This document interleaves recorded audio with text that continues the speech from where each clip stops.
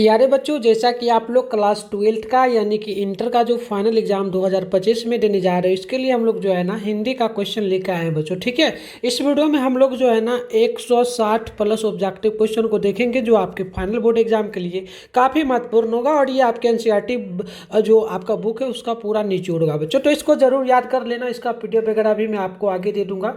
ठीक है, तो चलो थोड़ा क्लास का टाइम बता देते हैं। और पहले बोल दूँ, साइंस आर्ट्स कॉमर्स किसी भी सब्जेक्ट से हो तो तीनों सब्जेक्ट में सेम क्वेश्चन रहेगा बच्चों। ठीक है, इसी से पूछा जाएगा। विषय कोड वगैरह भी आप अपने अकॉर्डिंग देख लीजिएगा। चलिए क्लास का एक बार टाइम जान लेते हैं। टाइम आपका इस चैनल पे जो है आर्ट्स साइंस वाले बच्चों का शाम में 7 PM में क्लास होता है, आर्ट्स वाले बच्चों का रात में 8 PM में इसी चैनल पे होता है। और ग्रुप वगैरह ज्वाइन करने के लिए आप लोग इस नंबर पर मैसेज करेंगे 98 355 16 710 पर। आप लोग अपना नेम, जिला का नेम, क्लास जो है ना 12th साइंस आर्ट्स जो भी होगा लिख के आप भेज देना। तो चलो बच्चों फटाफट से हम लोग इस क्लास को आज स्टार्ट करेंगे। काफ़ी मजा आएगा। सभी लोग ना वीडियो को शेयर कर लेना सभी दोस्तों में। इसके अलावा आप लोग भी लाइक कर लेना। चैनल पे पहली बार आए हो तो चैनल को भी आप लोग जो है ना सब्सक्राइब कर लेना। टाइम 3 घंटा 15 मिनट का मिलेगा आप लोगों को। 100 मार्क्स का आप लोगों का जो है एग्जाम होगा। तो चलिए बच्चों, यहाँ पर सबसे पहला नंबर क्वेश्चन हम लोगों से पूछा गया कि चित्ररेखा किस कवि की रचना है बच्चों। तो ध्यान रखिएगा, ये हो जाएगा मलिक मोहम्मद जायसी का। राइट आंसर ऑप्शन ए बिल्कुल परफेक्ट होगा। दूसरा नंबर क्वेश्चन पूछा गया कि जायसी का जन्म स्थान क्या है। तो याद रखिएगा जन्म स्थान हो जाएगा जायस कब्र और अमेठी। ऑप्शन नंबर सी बिल्कुल यहाँ पर राइट होगा। तीसरा क्वेश्चन बोला कि मलिक मोहम्मद जायसी की मृत्यु कब हुई थी। तो बच्चों आप लोग ध्यान रखिएगा यहाँ पर। तो बिल्कुल देखिएगा मलिक मोहम्मद जायसी का मृत्यु कब हुआ था बच्चों। तो ध्यान रखिएगा ये मृत्यु जो उनका हुआ था लगभग जो है 1548 ईस्वी में। ऑप्शन ए करेक्ट होगा। चौथा नंबर क्वेश्चन है कि मलिक मोहम्मद जायसी कवि हैं किसके। तो ध्यान रखिएगा वो हो जाएंगे प्रेम के पीड़ के। ऑप्शन हमारा डी करेक्ट होगा।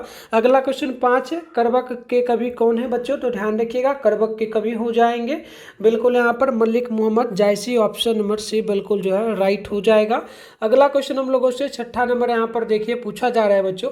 क्वेश्चन बोला कि मलिक मोहम्मद जायसी को कवि कौन, मलिक मोहम्मद जायसी को कविता इनमें से कौन है। तो ध्यान रखिएगा छठा का राइट आंसर हमारा हो जाएगा ऑप्शन बी यानी कि करबक।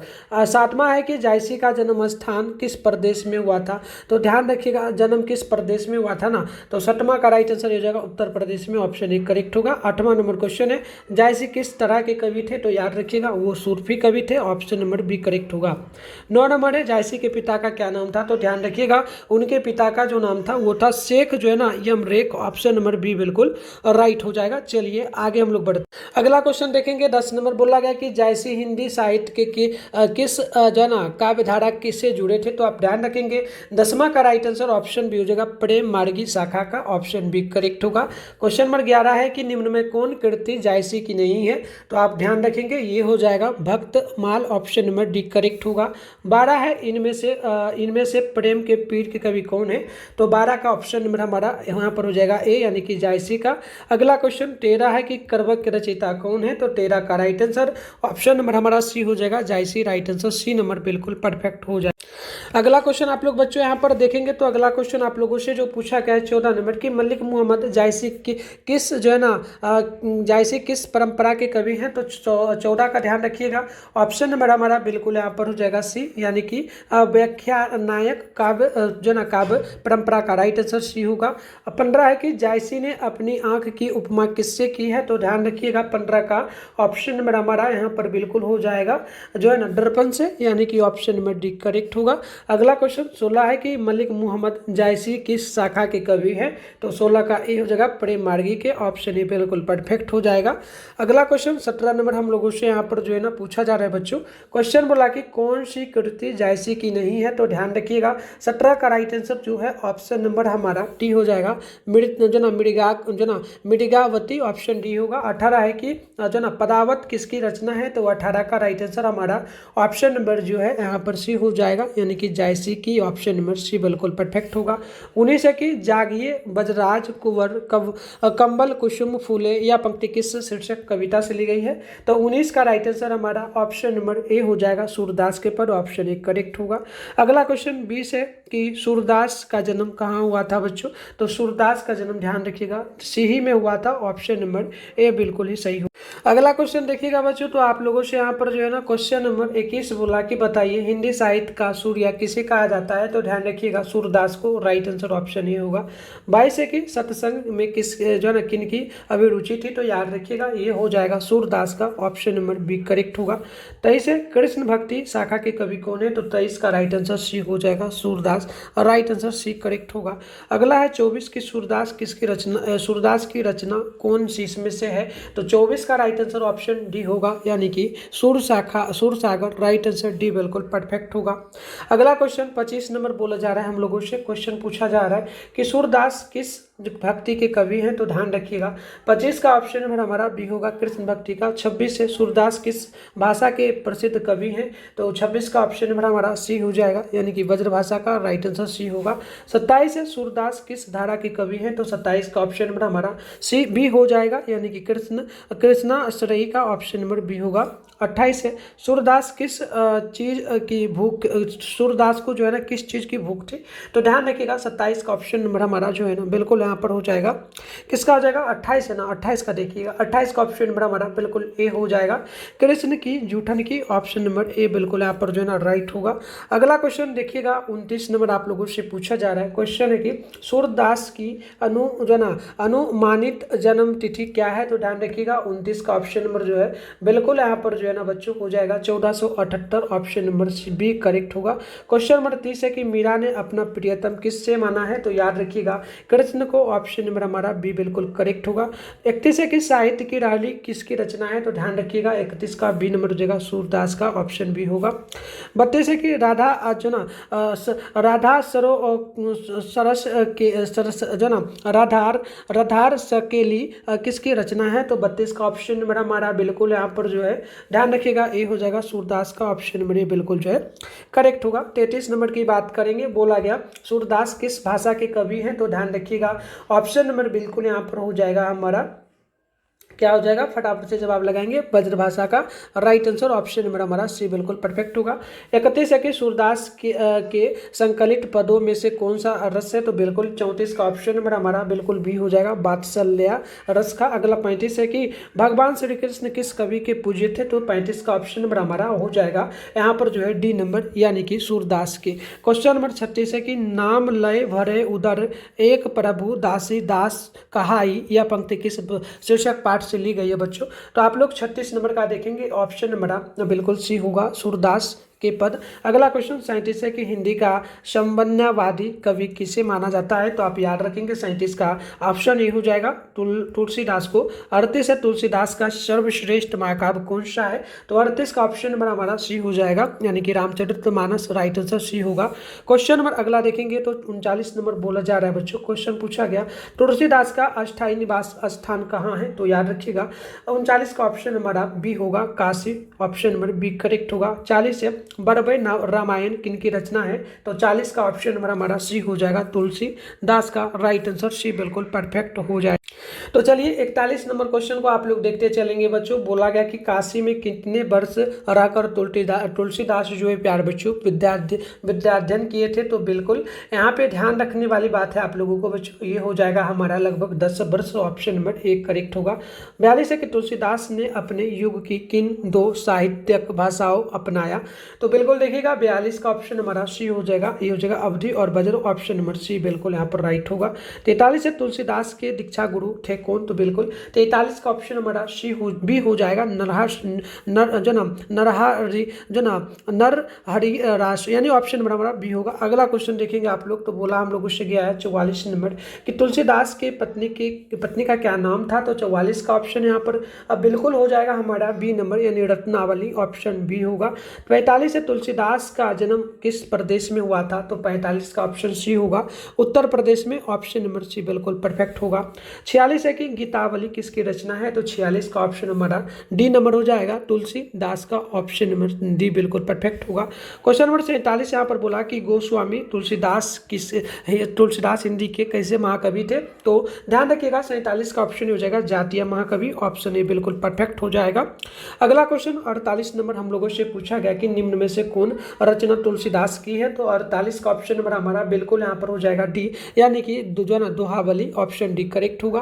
क्वेश्चन नंबर 49 है कि कवितावली के रचनाकार है इनमें से कौन? तो ध्यान रखिएगा 49 का ऑप्शन हमारा बी हो जाएगा तुलसीदास। क्वेश्चन नंबर 50 है निम्नलिखित में कौन रामचरितमानस मतलब निम्नलिखित में से रामचरितमानस क्या है? तो ध्यान रखिएगा 50 का ऑप्शन हमारा हो जाएगा सी, यानी कि ये महाकाव्य है। क्वेश्चन नंबर 51 है कि विनय पत्रिका की भाषा क्या है? तो 51 का ऑप्शन हमारा हो जाएगा बी, यानी कि ये हो जाएगा अंतवेदी, यानी कि ब्रजभाषा। अगला क्वेश्चन देखेंगे आप लोग, तो यहाँ पर जो है ना हम लोगों से बच्चों जो है 52 नंबर बोला तुलसीदास का मूल नाम क्या था? तो 52 का ऑप्शन नंबर हमारा बी हो जाएगा, यानी कि राम बोला। अगला क्वेश्चन 53 है तुलसीदास किस काल के कवि थे? तो याद रखिएगा 53 का राइट आंसर हमारा ऑप्शन नंबर डी हो जाएगा, भक्ति काल के। क्वेश्चन नंबर 54 है हनुमान बाहुक रचना कितने छंदों की है? तो 54 का ऑप्शन ए हो जाएगा 44। क्वेश्चन नंबर 55 है कि नवादास का काव्य क्षेत्र क्या था? तो याद रखिएगा 55 का ऑप्शन हमारा हो जाएगा वृंदावन, ऑप्शन सी बिल्कुल परफेक्ट हो जाएगा। क्वेश्चन नंबर 56 की अगर हम लोग बात करेंगे, बोला गया नवादास की भक्ति जो राम भक्ति मर्यादा के स्थान पर 10-10 क्या लगा है? तो याद रखिएगा 56 का ऑप्शन हमारा जो हो जाएगा बच्चों ये हमारा हो जाएगा जो ना माधुर्य भाव का जो ना पुट था, ऑप्शन सी हो जाएगा। 57 है कि नवादास जी किस धारा के संत थे? तो 57 का ऑप्शन हमारा सी हो जाएगा वैष्णव दर्शन के। अगला क्वेश्चन 58 है कि विजक के रचयिता कौन है? तो 58 का ऑप्शन हमारा बी हो जाएगा कबीर दास, ऑप्शन नंबर हमारा बी करेक्ट होगा। अगला क्वेश्चन हम लोगों से 59 नंबर बोला छप्पन शीर्षक कविता के लेखक कौन है? तो 59 का ऑप्शन नंबर हमारा सी हो जाएगा नवादास। क्वेश्चन नंबर 60 है नवादास किस धारा के कवि है? तो 60 का ऑप्शन नंबर हमारा हो जाएगा जन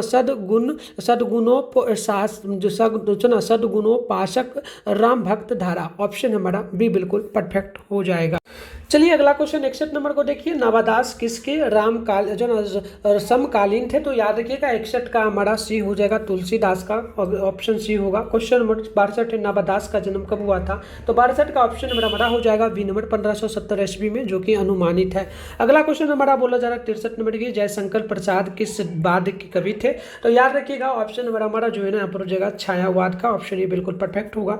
64 है कि जो है ना ध्रुव स्वामिनी कैसी कृति है? तो 64 का ऑप्शन हमारा हो जाएगा, यानी कि डी नंबर नाटक हो जाएगा, डी बिल्कुल परफेक्ट होगा। अगला क्वेश्चन 65 नंबर हम लोगों से बोला जा रहा है कि तुमुल कोलाहल कला में शीर्षक कविता के रचयिता कौन है? तो 65 का ऑप्शन हमारा हो जाएगा बी नंबर, यानी कि जयशंकर प्रसाद, ऑप्शन बी होगा।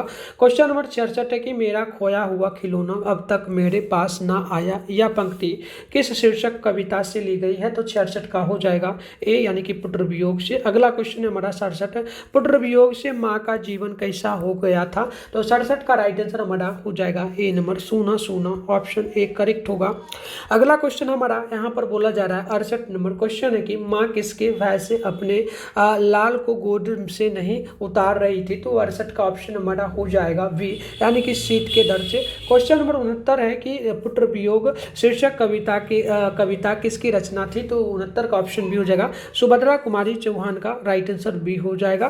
क्वेश्चन नंबर यहाँ पर देखिएगा आप लोग, क्वेश्चन नंबर 70 है सुभद्रा कुमारी चौहान का जन्म कहाँ हुआ था? तो याद रखिएगा 70 का ऑप्शन हमारा जो है सी हो जाएगा इलाहाबाद। अगला क्वेश्चन बोला है यहाँ पर देखिएगा 71 नंबर क्वेश्चन हम लोगों से पूछा पुत्र वियोग शीर्षक कविता में किस कवित्री का खिलौना क्या है? तो बिल्कुल यहाँ पर देखिएगा 71 का राइट आंसर हमारा हो जाएगा ऑप्शन नंबर जो है ना ए, यानी कि उनका जो है ना उनका पुत्र, ऑप्शन नंबर ए हो जाएगा। 72 की सुभद्रा कुमारी चौहान का निधन कैसे हुआ था? तो 72 का हो जाएगा एक कार दुर्घटना में। क्वेश्चन नंबर 73 है वर्ग 9 तक की पढ़ाई के बाद शिक्षा अधूरी छोड़कर कौन कवित्री जो ना असहयोग आंदोलन में कूद पड़ी थी? तो याद रखिएगा 73 का ऑप्शन हमारा हो जाएगा D number Subhadra Kumari Chauhan, option number D बिल्कुल परफेक्ट हो जाएगा। क्वेश्चन नंबर 74 हम लोगों से यहाँ पर पूछा जा रहा है गुलामी का नारा किसकी रचना है? तो बिल्कुल 74 का ऑप्शन हमारा बी होगा ठाकुर रामनाथ सिंह का। अगला क्वेश्चन यहाँ पर 75 है कि बिखरे मोती क्या है? तो 75 का राइट आंसर हमारा ऑप्शन नंबर जो है ना डी हो जाएगा, यानी कि कहानी संग्रह का। अगला क्वेश्चन हमारा 76 है कि सुभद्रा कुमारी चौहान का प्रतिनिधि कविता संग्रह कौन है? तो बिल्कुल देखिएगा 76 का हो जाएगा मुकुल, ऑप्शन नंबर हमारा बी होगा। क्वेश्चन नंबर 77 है कि सुभद्रा कुमारी चौहान की लिखी कविता कौन सी है? तो बिल्कुल देखिए रखिएगा 77 का ऑप्शन हमारा हो जाएगा वी, यानी कि ये हो जाएगा पुत्र वियोग। आगे देखते हैं नेक्स्ट क्वेश्चन हमारा 78 नंबर बोला जा रहा है कि बताइएगा पुत्र वियोग शीर्षक कविता के किस काव्य संग्रह से ली गई है। तो 78 का ऑप्शन हमारा हो जाएगा सी, यानी कि हो जाएगा मुकुल से। क्वेश्चन नंबर 79 है कि छोड़ो काम दौड़ आई माँ कहकर जिस समय पुकारा किस कविता की पंक्ति है। तो इसका राइट आंसर हमारा सी होगा, यानी कि पुत्र वियोग का। ध्यान रखिएगा सी नंबर करेक्ट होगा। अगला क्वेश्चन 80 है कि शमशेर बहादुर सिंह ने कौन सी कविता लिखी है। तो 80 का ऑप्शन हमारा हो जाएगा सी, यानी बी हो जाएगा, यानी उषा। ऑप्शन बी बिल्कुल परफेक्ट हो जाएगा।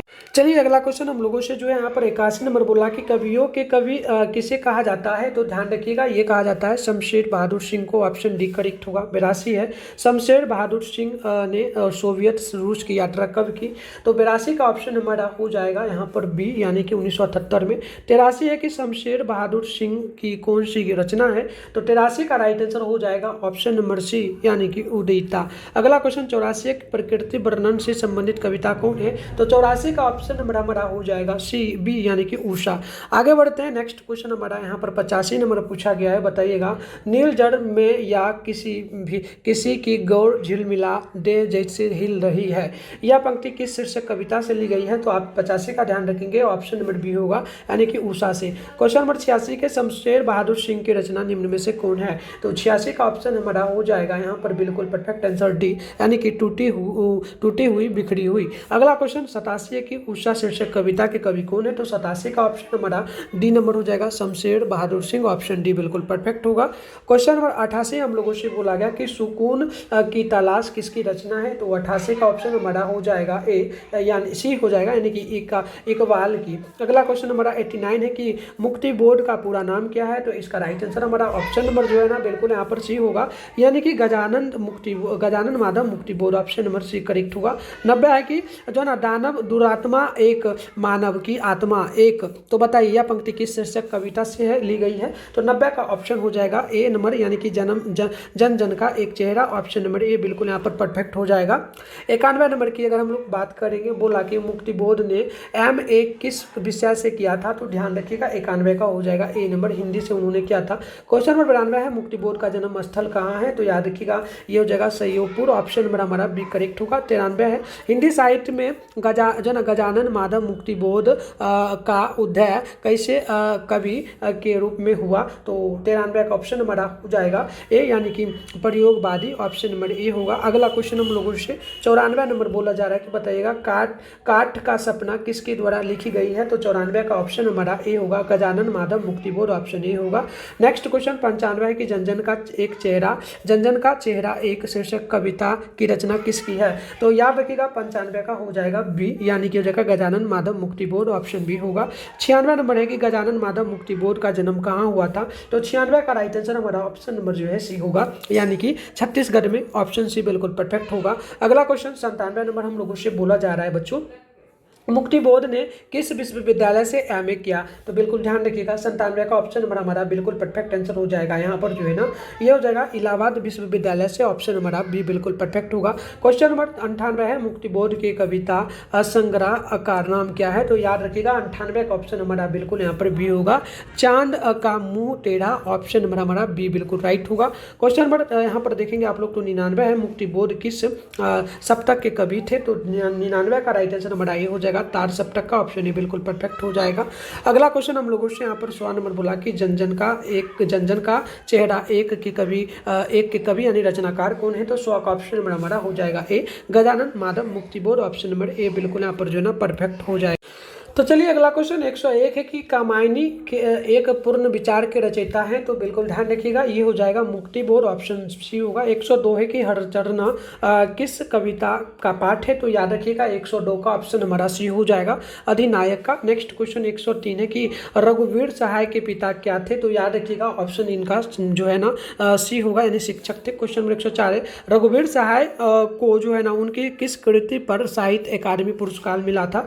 तो याद रखिएगा 104 का ऑप्शन हमारा बिल्कुल यहाँ पर जो है ना 80 नंबर हो जाएगा, यानी कि ये हो जाएगा हमारा लोग भूल गए हैं, ऑप्शन सी करेक्ट हो जाएगा। अगला क्वेश्चन हम लोग देखेंगे तो यहाँ पर हम लोगों से 105 नंबर बोला गया कि डरा हुआ मन बेमन जिसका बाजा जो ना बाजा रोज बजाता है, यह पंक्ति किस शीर्षक पाठ कविता से ली गई है। तो ध्यान रखिएगा 105 का ऑप्शन हमारा बी नंबर हो जाएगा, यानी कि अधिनायक का। क्वेश्चन नंबर 106 अधिनायक कैसी कविता है, तो 105 का 106 का ऑप्शन नंबर हमारा बी हो जाएगा, यानी कि व्यंग कविता। 107 है कि अधिनायक शीर्षक कविता किस पुस्तक से ली गई है, तो 107 का ऑप्शन हमारा बी नंबर हो जाएगा, यानी कि आत्महत्या के विरुद्ध ऑप्शन बी होगा। 108 नंबर क्वेश्चन को देखेंगे, बोला गया हम लोगों से कि लोग भूल गए हैं किन की रचना है, तो 108 का ऑप्शन हमारा हो जाएगा डी नंबर, यानी कि रघुवीर सहाय का। 109 है कि रघुवीर सहाय ने कौन सी कविता लिखी है, तो 109 का ऑप्शन हमारा सी हो जाएगा, यानी कि यह हो जाएगा अधिनायक का। क्वेश्चन नंबर 110 है कि अधिनायक शीर्षक कविता किस तरह की कविता है, तो 110 का ऑप्शन हमारा बी होगा। व्यंग प्रदान का 111 है कि रघुवीर सहाय का जन्म कहाँ हुआ था, तो 111 का राइट आंसर हमारा हो जाएगा डी नंबर, लखनऊ जो ना लखनऊ उत्तर प्रदेश, ऑप्शन डी होगा। अगला क्वेश्चन हमारा 112 नंबर बोला जा रहा है कि अधिनायक कौन है, तो बच्चों ध्यान रखिएगा 112 का राइट आंसर ऑप्शन सी होगा, यानी कि सत्ताधारी वर्ग। अगला क्वेश्चन 113 है कि हर चरण कौन है, तो बिल्कुल ध्यान रखिएगा 113 का हो जाएगा ए नंबर, यानी कि घर का नौकर, ऑप्शन नंबर ए बिल्कुल जो है ना परफेक्ट हो जाएगा। तो चलिए अगला क्वेश्चन हम लोग देखेंगे 114 नंबर क्वेश्चन है कि किसने लिखने का कारण शीर्षक निबंध की किस लेखक की रचना है, तो ध्यान रखिएगा 114 का राइट आंसर हमारा ऑप्शन नंबर बिल्कुल यहाँ पर हो जाएगा डी नंबर, यानी कि हो जाएगा रघुवीर सहाय का। क्वेश्चन नंबर 115 है राष्ट्रीय त्योहार के दिन हर चरण क्या पहने हुए हैं, तो बिल्कुल 115 का ऑप्शन हमारा हो जाएगा डी फटा जो ना सुथना। 116 है कि रघुवीर सहाय का जन्म कब हुआ था, तो बच्चों ध्यान रखिएगा 9 दिसंबर 1929 को, ऑप्शन ए होगा। 117 बोला कि रघुवीर सहाय के पिताजी का क्या नाम था, तो ध्यान रखिएगा 117 का राइट आंसर ऑप्शन नंबर हो जाएगा बी, यानी कि ये हो जाएगा जो ना हरदेव सहाय। अगला क्वेश्चन 118 है रघुवीर सहाय का जन्म स्थल कौन सा है, तो ध्यान रखिएगा 118 का हो जाएगा बी, यानी कि लखनऊ। अगला क्वेश्चन 119 है कि विनोद कुमार शुक्ल को 1999 ईस्वी में कौन सा पुरस्कार मिला, तो आप ध्यान रखेंगे 119 का ऑप्शन हमारा बी होगा, यानी साहित्य अकादमी पुरस्कार। 100 यहाँ पर देखेंगे 20 है कि विनोद कुमार शुक्ल का जन्म स्थान कहाँ है, तो 120 का ऑप्शन हमारा बी हो जाएगा, यानी कि Rajnandgaon Chhattisgarh, option number B बिल्कुल यहाँ पर जो है ना राइट हो जाए। तो चलिए अगला क्वेश्चन हम लोग देखते हैं। नेक्स्ट क्वेश्चन 121 बोला कि विनोद कुमार शुक्ल का निवास स्थान कहाँ है, तो 121 का ऑप्शन हमारा बी नंबर हो जाएगा रायपुर छत्तीसगढ़, ऑप्शन बी होगा। 122 से विनोद कुमार शुक्ल ने कौन सा कविता लिखा, तो ध्यान रखिएगा 122 का ऑप्शन हमारा बी हो जाएगा प्यारे नन्हे बेटे को। अगला क्वेश्चन 123 से प्यारे नन्हे बेटे को कविता का नायक कहाँ का रहने वाला है, तो 123 का ऑप्शन हमारा बिल्कुल यहाँ पर हो जाएगा ए नंबर, यानी कि भिलाई छत्तीसगढ़। 124 है कि कौन सा उपन्यास विनोद कुमार शुक्ल द्वारा रचित है, तो 124 का ऑप्शन हमारा ए हो जाएगा नौकर का कमीज, ऑप्शन ए बिल्कुल यहाँ पर राइट हो जाएगा। 125 नंबर क्वेश्चन बोला जा रहा है कि पेड़ का कमरा का अनुवाद किस भाषा में हुआ है, तो 100 यहाँ पर ध्यान देंगे आप लोग 125 का ऑप्शन भी हो जाएगा इतावली भाषा में। अगला क्वेश्चन 126 है पत्नी विद्या को क्या करती है, तो बिल्कुल ध्यान रखिएगा 126 का हो जाएगा ए डी नंबर, यानी कि समझाती है। क्वेश्चन नंबर 127 से पिता विद्या को क्या करता है, तो ध्यान रखिएगा 127 का ऑप्शन नंबर सी हो जाएगा सिखाता है, ऑप्शन सी करेक्ट होगा। 128 से प्यारे नन्हे बेटे को कविता में लोहा किसका प्रतीक है, तो 128 का ऑप्शन नंबर हमारा सी हो जाएगा कर्म का प्रतीक है। अगला क्वेश्चन हम लोगों से यहाँ पर जो है 129 नंबर बोला जा रहा है महात्मा गांधी अंतर्राष्ट्रीय हिंदी विश्वविद्यालय के प्रथम कुलपति निम्न में से जो है ना कौन रहे थे, तो ध्यान रखिएगा यहाँ पर बोला कि मतलब कि महात्मा गांधी अंतर्राष्ट्रीय हिंदी विश्वविद्यालय जो है उसके प्रथम कुलपति निम्न में से कौन व्यक्ति रहे थे, तो 129 का ऑप्शन ये हो जाएगा अशोक वाजपेयी। अगला क्वेश्चन 130 है कि साम्यवादी किससे लड़ रहा है, तो याद रखिएगा 130 का ऑप्शन ये हो जाएगा पूंजीवादी से। अगला क्वेश्चन 131 है कि अशोक वाजपेयी ने राज्य की सेवा किस रूप में की, तो आप ध्यान रखेंगे 131 का ऑप्शन हमारा ए हो जाएगा भारतीय प्रशासनिक सेवा में, ऑप्शन ए बिल्कुल परफेक्ट हो जाएगा।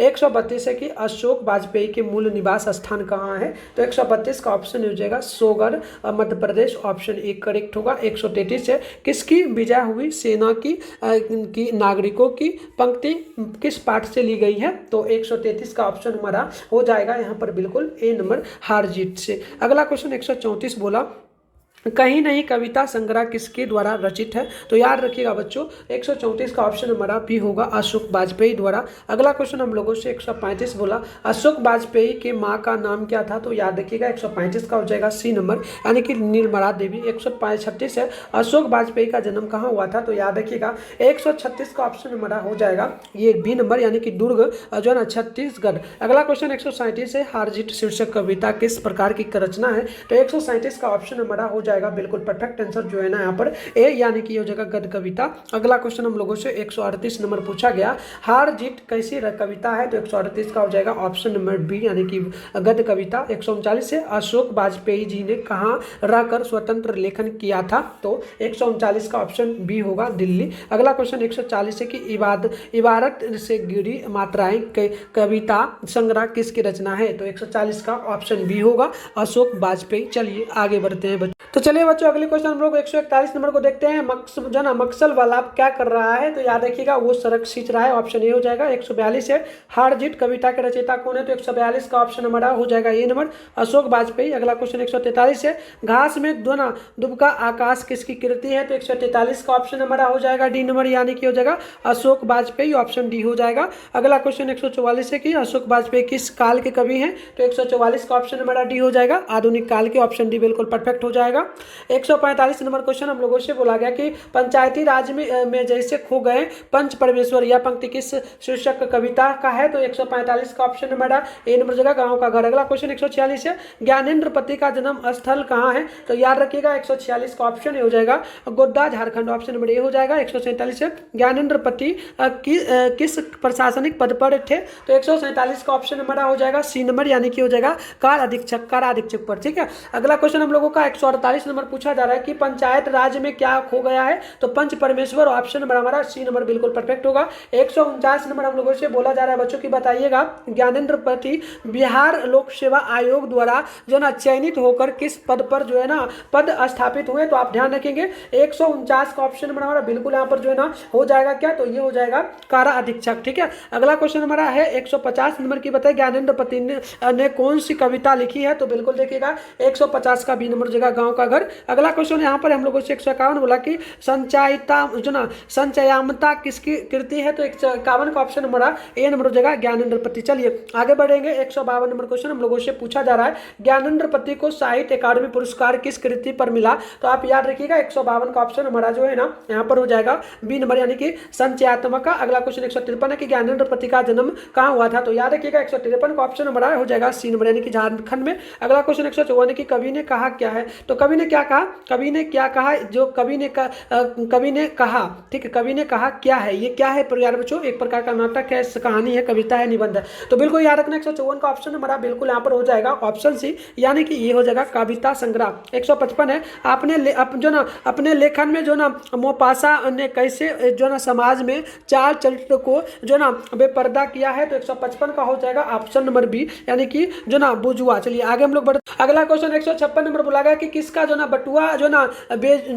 बेजेविल सड़क पर जो ना गिर गया था? तो 156 का हो जाएगा ऑप्शन नंबर है यहाँ पर जो है ना ए नंबर, यानी कि हो जाएगा प्यार बच्चों मेट्रो जो ना हुल ब्रेक। अगला क्वेश्चन 157 है कि मोपासा जो ना कहार के थे? तो याद रखिएगा प्यार बच्चों मोपासा कहार कहाँ के थे? ठीक है, तो बिल्कुल याद रखिएगा 157 का हो जाएगा ऑप्शन नंबर हमारा बी, यानी कि हो जाएगा फ्रांस का। क्वेश्चन नंबर 158 है, रस्सी का टुकड़ा के रचनाकार कौन है? तो याद रखिएगा 159 का हमारा ऑप्शन नंबर जो है ना अब बिल्कुल यहाँ पर देखिए 158 है ना, 158 का ऑप्शन नंबर जो है ना बी हो जाएगा, यानी कि गाई डी मोपासा। क्वेश्चन नंबर 159 है कि 1870 से लेकर के 1890 के बीच मोपासा की लगभग कितनी कहानियां जो ना प्रकाशित हुई? तो याद रखिएगा लगभग जो है 300, ऑप्शन नंबर सी बिल्कुल परफेक्ट हो जाएगा। अगला क्वेश्चन 160 है कि 1870 से लेकर के 1890 ईस्वी के बीच में जो ना गाई डी मोपासा की कविता की कितनी जो ना पुस्तक प्रकाशित हुई? तो याद रखिएगा 160 का ऑप्शन हमारा जो है ना एक हो जाएगा, यानी ऑप्शन हमारा बी बिल्कुल जो है ना परफेक्ट हो जाएगा। तो चलिए बच्चों 161 नंबर क्वेश्चन देखते हैं कि रस्सी का टुकड़ा शीर्षक पाठ के अनुसार काले चमड़े के जो ना बटुआ में क्या अर्थ है? तो याद रखिएगा ये हो जाएगा प्यारे बच्चों 500 फ्रैंक और व्यापार से संबंधित कागजात, ऑप्शन नंबर डी हो जाएगा बिल्कुल परफेक्ट। 162 है कि अंटोन चेखव किस देश के रहने वाले थे? तो 162 का हो जाएगा ऑप्शन नंबर सी, यानी कि रूस का। 163 नंबर क्वेश्चन है कि क्लर्क की मोट शीर्षक में क्लर्क का क्या नाम है? तो 163 का हो जाएगा ऑप्शन नंबर ए, यानी कि इवान जो ना डोमिचिटर चेक जो है ना चेक कोव यानी ऑप्शन नंबर जो है ना ये बिल्कुल परफेक्ट होगा। 164 है कि कलर के कीबोर्ड के रचनाकार कौन है, तो 164 का ऑप्शन हमारा जो है ना बी नंबर हो जाएगा यानी कि अंटोन चेखोव। क्वेश्चन नंबर 165 है कौन लेखक जो है ना कांगो के शिक्षा मंत्री, वित्त मंत्री एवं प्रधानमंत्री रह चुके हैं, तो याद रखिएगा 165 का हो जाएगा हमारा सी नंबर यानी कि हो जाएगा हेनरी लोपेज, ऑप्शन नंबर बिल्कुल सी करेक्ट होगा। 166 है कि पेशागी के लेखक कौन है, तो 166 का ऑप्शन डी हो जाएगा यानी कि हेनरी लोपेज। क्वेश्चन नंबर 167 की हेनरी लोपे का जन्म किस देश में हुआ था, तो 167 का हो जाएगा ए नंबर यानी कि युगांडा। क्वेश्चन नंबर 168 की हेनरी लोपेज का जन्म कब हुआ था, तो 168 का हो जाएगा ऑप्शन नंबर डी यानी कि हो जाएगा 1937 ईस्वी में। 169 की कारमेन पहले कितने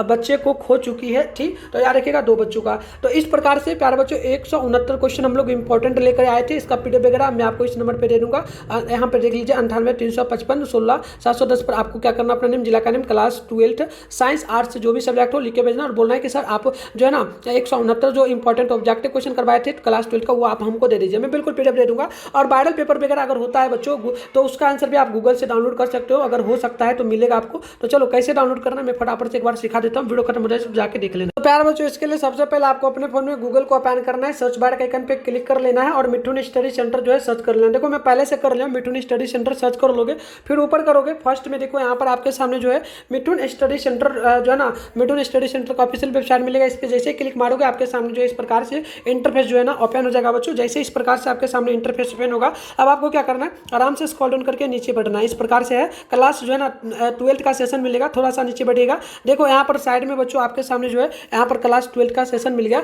अभी देखो यहाँ पर जो है ना आपका वायरल पेपर का सेट नहीं किया गया, वो मैं अपडेट जल्दी कर दूंगा। तो यहाँ पर आप आओगे ना, अभी वीडियो देखने के बाद आओगे कल तक, यानी कि मतलब आज वीडियो देख रहे हो सुबह तक आओगे तो यहाँ पर चेकआउट करोगे तो बिल्कुल आपको वायरल पेपर का मिलेगा, क्लिक करके डाउनलोड कर पाओगे। और नेक्स्ट क्लास करवाऊंगा तो अच्छे से डाउनलोड करने के लिए भी सिखा दूंगा। इसके अलावा आप एक और जगह से डाउनलोड कर सकते हो, दूसरा जगह है, मैं दूसरा जगह बताता हूँ आपको क्या करना है। यहाँ पर आपको सिंपल सा जो है ना बेगूसराय help.com आपको सर्च करना है बच्चों, ठीक है, ठीक है, BEGU आपको इस प्रकार से जो है ना सर्च कर लेना है बच्चों। तो बच्चों आपको क्या करना है, गूगल में आना है बेगूसराय help.com, देख लीजिए बेगूसराय help.com में सिंपल सा बता रहा हूँ आपको, ये सर्च कर लेना है। सर्च कर लोगे फिर ऊपर करोगे, यहाँ पर सिंपल सा आपको फर्स्ट में जो है बेगूसराय help.com लिखा एक वेबसाइट मिलेगा, इस पर आप क्लिक कर लोगे। क्लिक करने के बाद जो है आपके सामने इस प्रकार से जो है ना बच्चों इंटरफेस ओपन हो जाएगा, ठीक है। तो यहीं पर आपको देखने को मिल जाएगा, अपडेट में जल्दी कर दूंगा, मैं सारा चीज अपडेट कर दूंगा। यहाँ पर जैसे सर्च बार का आइकन मिला है, इस पर क्लिक करोगे क्लास 12 वायरल पेपर 2025, तो बिल्कुल आपको मिल जाएगा। तो चलो मिलते हैं नेक्स्ट वीडियो में, तब तक के लिए बाय बाय प्यारे बच्चों।